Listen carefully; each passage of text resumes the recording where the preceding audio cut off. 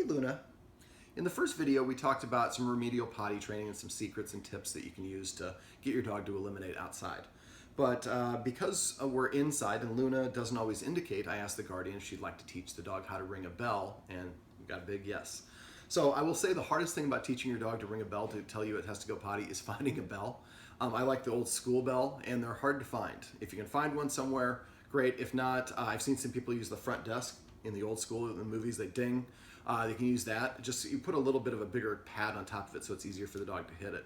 But you want to find the bell. Now, what a lot of people, the mistake they do is they hang the bell from the dog's doorknob or from the doorknob. That is mistake number one, and that is the most common reason that this technique does not work. The idea is we want the bell to be associated with elimination only. But if the bell rings every time the door opens, that's what it means. The door is opening, it doesn't have anything to do with potty.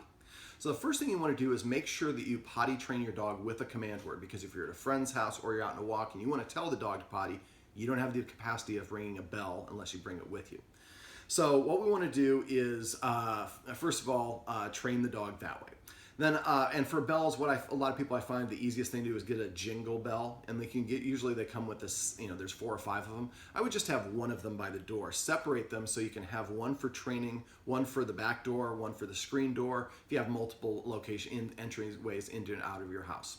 So what I do is I take the dog outside after it already knows how to potty with a command word, and it's not having accidents in the house. Then I basically clamp the bell so it's not making a sound as I go outside. As soon as I notice the dog starting to pee or poop, I gently start ringing the bell. And I continue ringing it throughout the duration of the dog eliminating. Pee or poop doesn't matter. Just keep on ringing. And don't go too crazy, just a gentle ring, because we want to simulate the ring that's going to happen when it hits it at the door, and this is a little dog.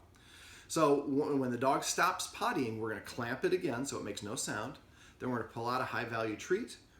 As soon as it touches the dog's lips, we're going to start jingling it again. Again, a gentle jingle. And we're going to keep on jingling it until the dog finishes eating its treat. This associates the sound with the reward, and because we did it duration while the dog was eliminating with the act of elimination. Now that's to associate it. What we want to do then is we want to hang the jingle bell next to the door. So this is one jingle bell. We can probably get some string and just a push pin and pin it in the wall. Make sure it's hanging down so it's about nose level for your dog. Your dog maybe even a little bit below the nose.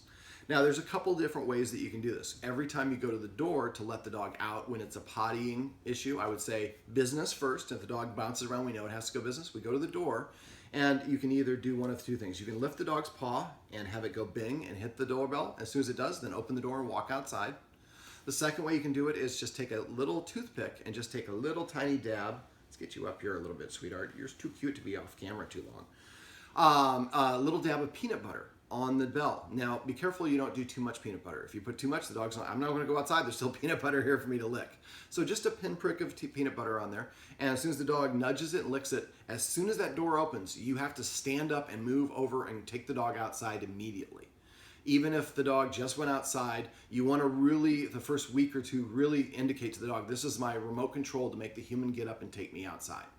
Now, if you take the dog outside and it doesn't potty, then we can start backing off on that. But we want to, especially initially, indicate that that is a powerful tool and it gets an immediate response. Remember, we have a window of 3 seconds for the dog to make a connection.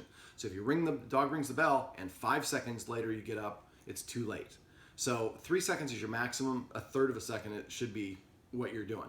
Now, what I would probably do as soon as the bell rings, I would stand up and say business and walk over to the door. I would have the leashes by the door. Put the dog on a leash and immediately go outside. Make sure you have your high-value treats with you. When you go outside, you're going to bring your second jingle bell with you and again have it clamped. So I'd have one that you leave always by the door, one that's attached to your dog leash or where you keep the leash so you can grab it instantly. It takes about a week or 2 before the dog will start over there and nudging it with its nose or hitting it with its paw, and then every time it does, you take it outside. Just make sure that you have the bell far enough away where if there's a wind gust, if you have a good seal on your door and it creates a vacuum and the bell rings, that we don't have that happening. Move it into a position maybe on the other side of the door or just somewhere nearby where it's not going to be triggered by people going in and out the door or walking nearby. So this is how we can use a bell to teach our dog how to ring it to tell us that it has to go potty.